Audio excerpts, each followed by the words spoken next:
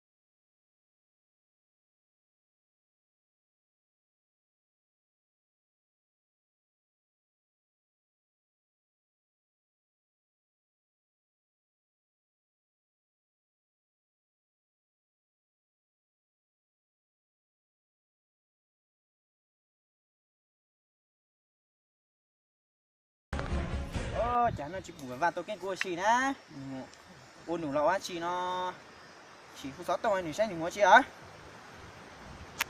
Đây bây giờ chụp cái thử.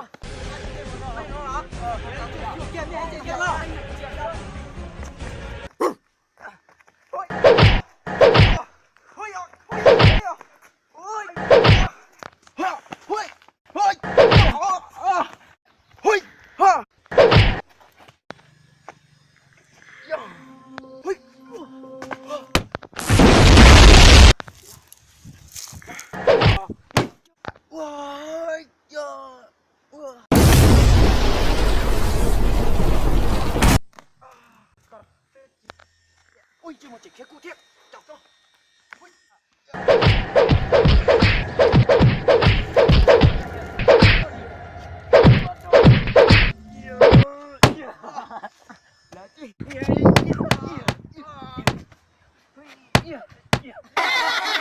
Cú đừng biết cứ từ nữa.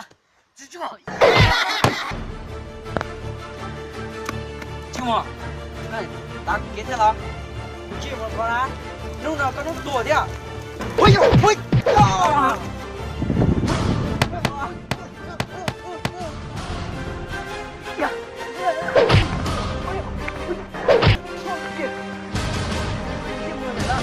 Rồi những chiếc mồi á, có thằng dây cũng tụt kế rồi, đó để cao tụt kế có bỏ lại. Ôi. Mình chưa muốn được cơ, anh được, không được cân được. Cửa đã xin cho nó cái sắp tua. Wow, sông cá.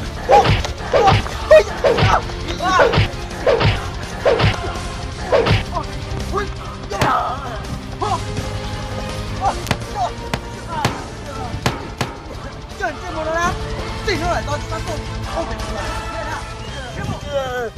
mẹ lên mùa chỉ thao tao xin trai có búa bao tia cu trình địa